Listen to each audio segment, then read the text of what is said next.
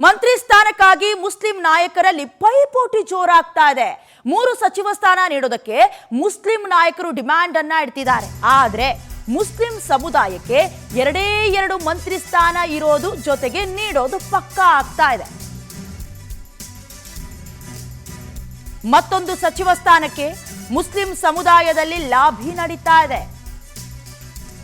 ಜಮೀರ್ ಖಾನ್ಗೆ ಪ್ರಬಲವಾದ ಪೈಪೋಟಿಯನ್ನ ರಿಜ್ವಾನ್ ಹಾಗೆ ಸಲೀಂ ಅಹಮದ್ ಕೊಡ್ತಾ ಇದ್ರೆ, ಮತ್ತೊಂದು ಕಡೆ ಸೀನಿಯಾರಿಟಿ ಕ್ಲೈಮ್ ಮಾಡ್ತಾ ಇದ್ದಾರೆ ತನ್ವೀರ್ ಸೇಠ್.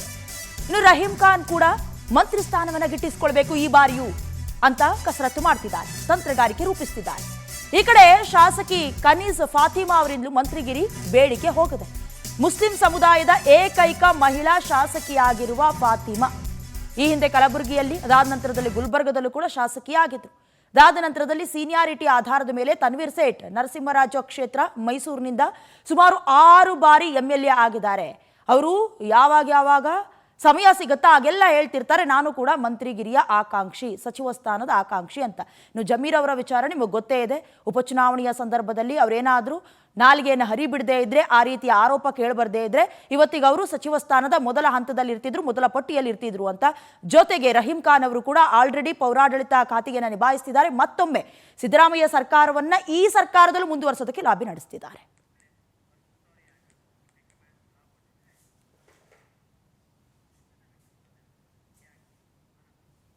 ಇನ್ನು ಇದೇ ವಿಚಾರಕ್ಕೆ ಸಂಬಂಧಪಟ್ಟ ಹಾಗೆ ಹೆಚ್ಚಿನ ಡೀಟೇಲ್ಸ್ ಅನ್ನ ಲೈವ್ನ ಮೂಲಕ ಕೊಡ್ತಾರೆ ನಮ್ಮ ಪ್ರತಿನಿಧಿ ಆನಂದ್. ಒಂದು ಕಡೆ ಈಗ 2ನೇ ಹಂತದಲ್ಲಿ ಸಂಪುಟವನ್ನ ವಿಸ್ತರಣೆ ಮಾಡಬೇಕು.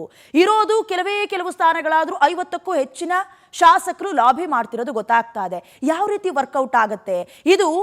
ಸಿದ್ದರಾಮಯ್ಯ ಆಗಿರಬಹುದು, DK ಶಿವಕುಮಾರ್ ಅಥವಾ ಹೈಕಮಾಂಡ್ಗೆ ಎಷ್ಟರ ಮಟ್ಟಿಗೆ ಪ್ರೆಷರ್? ಖಂಡಿತವಾಗ್ಲೂ ಡಯಾನ, ಪ್ರಮುಖವಾಗಿ ಸಂಪುಟ ವಿಸ್ತರಣೆ ವಿಚಾರ ಏನಿದೆ ಹೈಕಮಾಂಡ್ ನಾಯಕರಿಗೂ ಕೂಡ ತಲೆನೋವು ತಂದಿರತಕ್ಕಂಥದ್ದು. ಯಾಕೆಂದ್ರೆ 20 ಸಚಿವ ಸ್ಥಾನಕ್ಕೆ 50ಕ್ಕೂ ಹೆಚ್ಚು ಆಕಾಂಕ್ಷಿಗಳಿದ್ದಾರೆ. ಈ ಮಧ್ಯೆ ಜಾತಿವಾರು ಮತ್ತೆ ಹಿರಿತನ ಹಾಗೆ ಪ್ರಾದೇಶಿಕವಾರು ಮಾನ್ಯತೆಯನ್ನ ಕೊಡಬೇಕಾದಂತ ಅಗತ್ಯತೆಯೂ ಕೂಡ ಇರ್ತಕ್ಕಂಥದ್ದು. ಮುಂಬರ್ತಕ್ಕಂಥ ಒಂದು ಚುನಾವಣೆಗಳ ದೃಷ್ಟಿಯಿಂದ ಹೊಸ ನಾಯಕತ್ವವನ್ನು ಕೂಡ ಹುಟ್ಟಾಕಬೇಕು. ಈ ಎಲ್ಲ ಒಂದು ಮಾನದಂಡಗಳನ್ನ ಇಟ್ಕೊಂಡು ಸಂಪುಟ ವಿಸ್ತರಣೆ ಮಾಡೋದಕ್ಕೆ ಈಗ ರಾಹುಲ್ ಗಾಂಧಿ ಅವರು ಮುಂದಾಗಿರ್ತಕ್ಕಂಥದ್ದು. ಹಿಂದೆ ಸಿದ್ದರಾಮಯ್ಯ DK ಶಿವಕುಮಾರ್ ಅವರು ಪಟ್ಟಿಯನ್ನ ತೆಗೆದುಕೊಂಡೋಗಿದ್ರು, ಅದರಲ್ಲಿ ಬದಲಾವಣೆ ಮಾಡಿಕೊಂಡು ಬನ್ನಿ ಅನ್ನೋ ಒಂದು ಸಲಹೆಯನ್ನ ಕೊಟ್ಟಿದ್ರು. ಆದ್ರಿಂದ ಬಹಳಷ್ಟು ಒಂದು ವಿಳಂಬನ ಆಗಿತ್ತು. ಈಗ ಪರಿಷ್ಕೃತ ಪಟ್ಟಿಯೊಂದಿಗೆ ಸಿದ್ದರಾಮಯ್ಯ, DK ಶಿವಕುಮಾರ್ ಹಾಗೆ BK ಹರಿಪ್ರಸಾದ್ ಮೂವರು ಕೂಡ ಹೋಗಿದ್ದಾರೆ.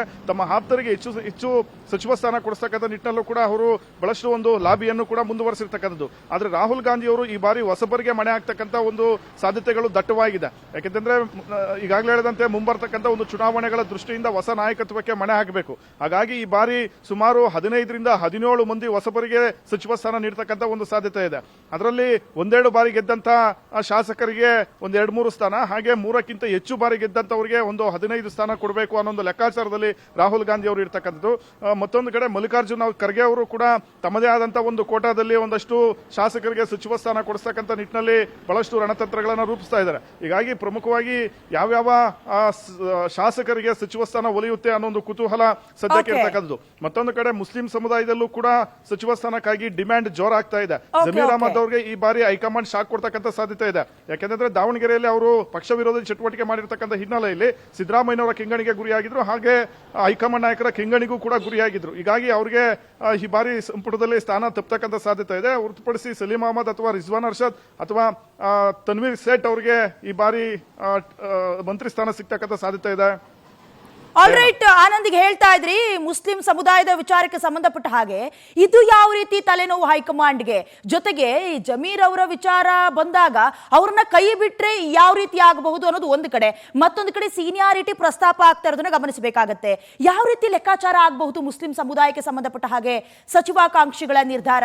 ಆನಂದ್,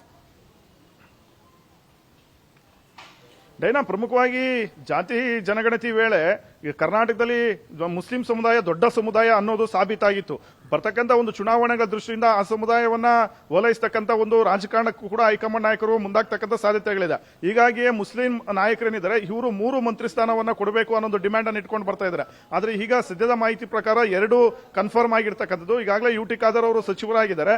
ಮತ್ತೊಂದು ಸಚಿವ ಸ್ಥಾನವನ್ನ ಮುಸ್ಲಿಂ ಸಮುದಾಯಕ್ಕೆ ನೀಡತಕ್ಕಂಥ ನಿಟ್ಟಿನಲ್ಲಿ ಹೈಕಮಾಂಡ್ ನಾಯಕರು ಮುಂದಾಗಿರ್ತಕ್ಕಂಥದ್ದು. ಆದ್ರೆ ಇಲ್ಲಿ ಕಾಂಗ್ರೆಸ್ನಲ್ಲಿ ಹಾಗೆ ಮುಸ್ಲಿಂ ಸಮುದಾಯದಲ್ಲಿ ಪ್ರಭಾವಿ ನಾಯಕರಾಗಿರ್ತಕ್ಕಂಥ ಜಮೀರ್ ಅಹಮದ್ ಅವರಿಗೆ ಈ ಬಾರಿ ಹೈಕಮಾಂಡ್ ಶಾಕ್ ಕೊಡ್ತಕ್ಕಂಥ ಸಾಧ್ಯತೆ ಇದೆ. ಯಾಕೆಂದ್ರೆ ಯಾಕೆಂದ್ರೆ ತಮ್ಮ ಆಪ್ತ ಸಿದ್ದರಾಮಯ್ಯನವರೇನಿದ್ದಾರೆ ತಮ್ಮ ಆಪ್ತನ ವಿರುದ್ಧವೇ ಅವರು ಅಸಮಾಧಾನವನ್ನ ವ್ಯಕ್ತಪಡಿಸಿರ್ತಕ್ಕಂಥದ್ದು. ಅವರು ಸಿಎಂ ಆದಂತ ಸಂದರ್ಭದಲ್ಲಿ ದಾವಣಗೆರೆ ಬೈ ಎಲೆಕ್ಷನ್ ನಡೀತು. ಆ ಸಂದರ್ಭದಲ್ಲಿ ಸಿದ್ದರಾಮಯ್ಯನವರ ವಿರುದ್ಧವೇ ಅವರು ಪಕ್ಷ ವಿರೋಧಿ ಚಟುವಟಿಕೆ ಮಾಡಿದ್ರು ಅನ್ನೋ ಒಂದು ಆರೋಪಗಳಿರ್ತಕ್ಕಂಥದ್ದು. ಹಾಗಾಗಿ ಸಿದ್ದರಾಮಯ್ಯನವರು ಕೂಡ ಜಮೀರ್ ಅಹಮದ್ ಜೊತೆ ಈಗ ಅಷ್ಟಕಷ್ಟೇ ಆಗಿರ್ತಕ್ಕಂಥದ್ದು. ಮತ್ತೊಂದು ಕಡೆ ಹೈಕಮಾಂಡ್ ನಾಯಕರು ಕೂಡ ತೀವ್ರವಾಗಿ ಅಸಮಾಧಾನಗೊಂಡಿರ್ತಕ್ಕಂಥದ್ದು. ಮತ್ತೆ ಯಾವುದೇ ಒಬ್ಬ ನಾಯಕನಿಗೆ ನೆಚ್ಚಿಕೊಳ್ಳದೆ ಪರ್ಯಾಯವಾಗಿ ಬೇರೆ ನಾಯಕತ್ವವನ್ನ ಹುಟ್ಟು ಹಾಕ್ತಕ್ಕಂಥ ಪ್ರಯತ್ನಕ್ಕೂ ಕೂಡ ಈಗ ಹೈಕಮಾಂಡ್ ನಾಯಕರು ಮುಂದಾಗಿರ್ತಕ್ಕಂಥದ್ದು. ಹಾಗಾಗಿ ಜಮೀರ್ ಅಹಮದ್ ಅವರಿಗೆ ಪರ್ಯಾಯವಾಗಿ ರಿಜ್ವಾನ್ ಅರ್ಷದ್, ಸಲೀಂ ಅಹಮದ್ ಇಂಥ ಒಂದು ನಾಯಕರನ್ನ ಬೆಳೆಸ್ತಕ್ಕಂಥ ಇಂಗಿತವನ್ನು ಕೂಡ ಹೈಕಮಾಂಡ್ ನಾಯಕರು ಇಟ್ಕೊಂಡಿದ್ದಾರೆ. ಹಾಗಾಗಿ ಜಮೀರ್ ಅಹಮದ್ ಅವರಿಗೆ ಈ ಬಾರಿ ಸಚಿವ ಸಂಪುಟದಿಂದ ಕೊಡ್ತಕ್ಕಂಥ ಸಾಧ್ಯತೆಗಳು ದಟ್ಟವಾಗಿರ್ತಕ್ಕಂಥದ್ದು. ಮತ್ತೊಂದು ಕಡೆ ಕಾಂಗ್ರೆಸ್ನಲ್ಲಿ ಏಕೈಕ ಮುಸ್ಲಿಂ ಮಹಿಳೆ ಆಗಿರ್ತಕ್ಕಂಥ ಕನೀಜ್ ಫಾತಿಮಾ ಏನಿದ್ದಾರೆ ಇವರು ಕೂಡ ಪ್ರಬಲ ಆಕಾಂಕ್ಷಿ ಆಗಿರ್ತಕ್ಕಂಥದ್ದು. ಮಹಿಳಾ ಕೋಟ ಮತ್ತೆ ಮುಸ್ಲಿಂ ಕೋಟ ಎರಡರಲ್ಲೂ ಕೂಡ ಇವರು ಸಚಿವ ಸ್ಥಾನಕ್ಕಾಗಿ ಲಾಬಿಯನ್ನ ಮಾಡ್ತಾ ಇದ್ದಾರೆ. ಅಂತಿಮವಾಗಿ ಹೈಕಮಾಂಡ್ ನಾಯಕರು ಯಾರಿಗೆ ಮಣೆ ಹಾಕುತ್ತೆ ಅನ್ನೋ ಒಂದು ಕುತೂಹಲ ಸದ್ಯಕ್ಕೆ ಇರ್ತಕ್ಕಂಥದ್ದು. ಎಲ್ಲದಕ್ಕೂ ಕೂಡ ಮಂಗಳವಾರ ಸಂಜೆ ಒಳಗಡೆ ತೆರೆ ಬೀಳುತ್ತೆ ಅಂತ ಹೇಳ್ಬೋದು. ದಯಾನ, ಥ್ಯಾಂಕ್ ಯು ಆನಂದ್ ನಿಮ್ಮೆಲ್ಲ ಡೀಟೇಲ್ಸ್ಗಾಗಿ.